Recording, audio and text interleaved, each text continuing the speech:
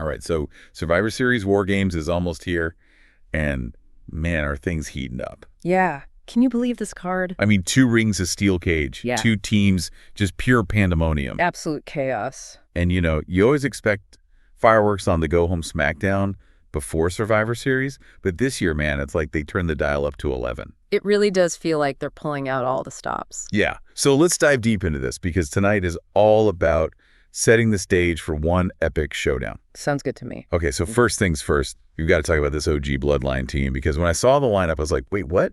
I know, right? Who would have thought we'd see CM Punk standing side by side with Roman Reigns? Seriously. I mean, Reigns, Zayn, the Usos, okay, we've kind of gotten used to that, but Punk, that's got to be the biggest shocker of the year. No kidding. I mean, these guys have a history, you know? And it's not exactly a friendly one. Oh, yeah. Their rivalry is legendary. I mean, those promos back in the day were epic. But you know what's really got me thinking is, how the heck did Paul Heyman pull this off? Like, what's the strategy here? Right. Is this some kind of master plan, or are they just going to implode before they even get to the cage? Well, think about it, though. From a purely strategic standpoint, Punk brings something different to the table. Okay, I see where you're going with this. He's got that in-ring IQ, you know, Mm-hmm. the mind games, the psychological warfare. Yeah, he's a master manipulator, no doubt. Exactly. And that could be a huge asset for the Bloodline in a match as chaotic as War Games. Okay, I'm starting to see the logic here, but can these egos actually coexist in that cage? I mean, Punk is not exactly known for being a team player.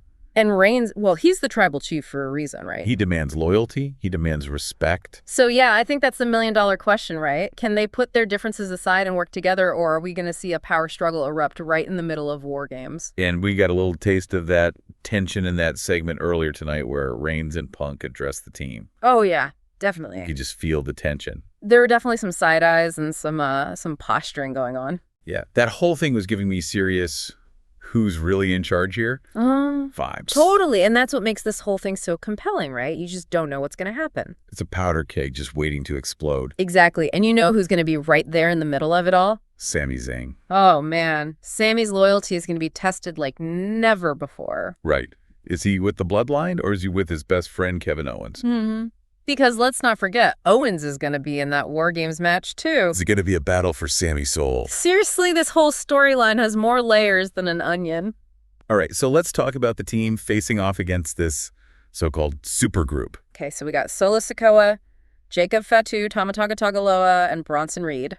On the surface, it seems like they're just going for pure power, right? Mm-hmm. Just trying to overwhelm the Bloodline with brute force. Yeah, on paper, they definitely look like the powerhouse team. But I'm sensing some real strategy here, too. Oh, absolutely. This is more than just a bunch of big dudes thrown together. I mean, look at the Tongans, their experience and their tag team synergy. Yeah, they've been in wars before they know how to fight as a unit. And then you've got Jacob Fatu, who's like a human wrecking ball. He's unpredictable. He's explosive. He is a total wild card. And that could be a huge advantage in a match as chaotic as War Games. Right.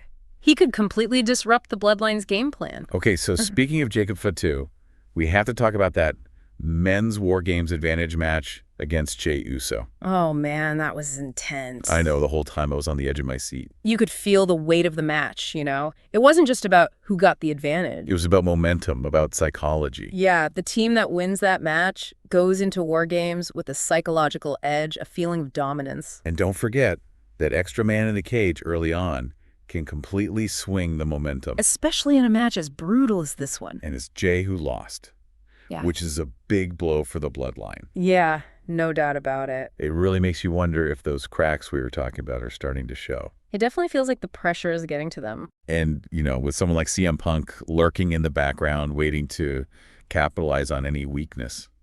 Yeah, this could be the beginning of the end for the Bloodline.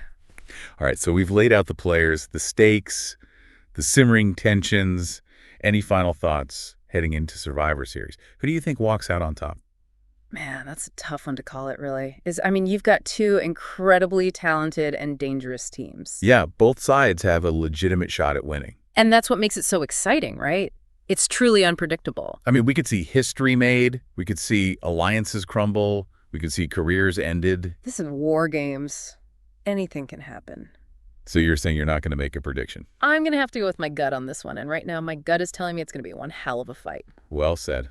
I think that's the perfect note to end on. So are you ready for War Games? Oh, you know I am. Let's do this. All right, everybody. Thanks for joining us for this deep dive into the final SmackDown before Survivor Series War Games. We'll see you at the show. And remember, in War Games, there are no rules, only survivors. Until then, chaos reigns. Good night, everybody. See ya.